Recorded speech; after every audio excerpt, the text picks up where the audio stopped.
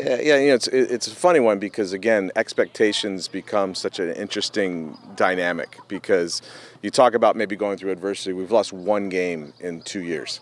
So is that really adversity? You know, all the things that can go wrong in a game, a bad call, a crazy goal, you know, all the different craziness that we've seen and sometimes benefited us, sometimes have gone against us. It's inevitable that it's going to happen eventually. And so we're just trying to stay even keel. We're not, you know, where we are is we're halfway through the season and we're at the top of the table.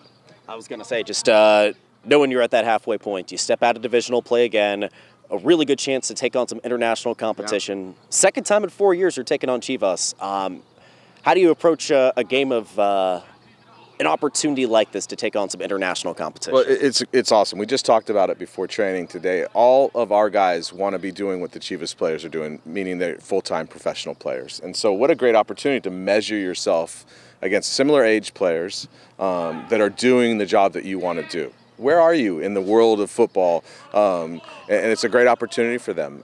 We'll have a lot of fans in the stadium that haven't seen Fort Wayne FC play. They'll be here to support Chivas, which is amazing. So it's a chance to win some fans over as well, and to show everybody that we can play a little bit too. And so I think it'll be a really fun night. We're going to go much deeper into the squad than we normally do because we want to spread minutes around to some players that haven't played as much and also get some of the normal guys a little bit of time because it's a training day for us as well as we prepare for the road trip that's coming up. For sure. You kind of mentioned a lot of Chivas fans will be here as well. What do you remember about that first time that Chivas came here? Back in the inaugural season, just the atmosphere, just the level of just the overall atmosphere that was here. What you'll see, and we'll see it again, there's Chivas fans that are traveling in quite a distance to come watch the game. You know, last time I was there, I met people that were, from Chicago, from Detroit, from Indianapolis, or driving several hours to come in to watch their team play. They're so excited that they're here in the U.S. And so it's really cool to see the passion and the history.